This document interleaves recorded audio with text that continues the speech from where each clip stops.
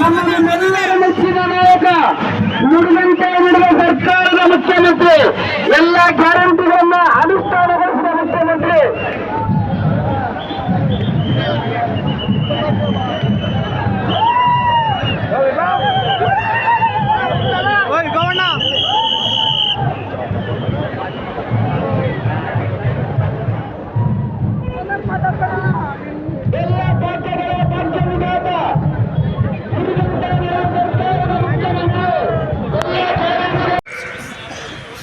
ಯಾರು ಬಡವರ ಪರವಾಗಿರ್ತಾರೆ, ಯಾರು ಗ್ರಾಮೀಣ ಪ್ರದೇಶದ ಜನರ ಪರವಾಗಿರ್ತಾರೆ, ಯಾರು ರೈತರ ಪರವಾಗಿರ್ತಾರೆ, ಯಾರು ಮಹಿಳೆಯರ ಪರವಾಗಿರ್ತಾರೆ, ಇದನ್ನ ಗುರುತಿಸಿ ನಿಮ್ಮ ಜ್ಞಾಪಕ ಮಾಡ್ಕೋಬೇಕು.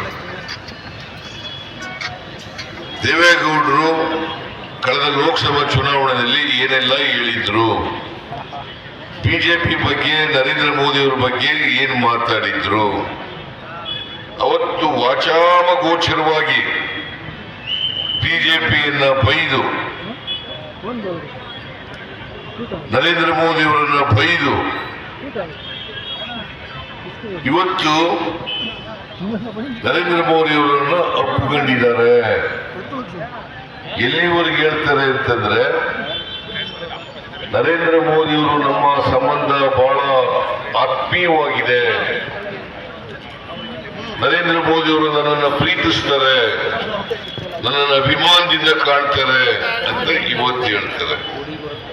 ಮಾನ್ಯ ದೇವೇಗೌಡರೇ, ನೀವು ಜನತಾ ದಳ ಎಸ್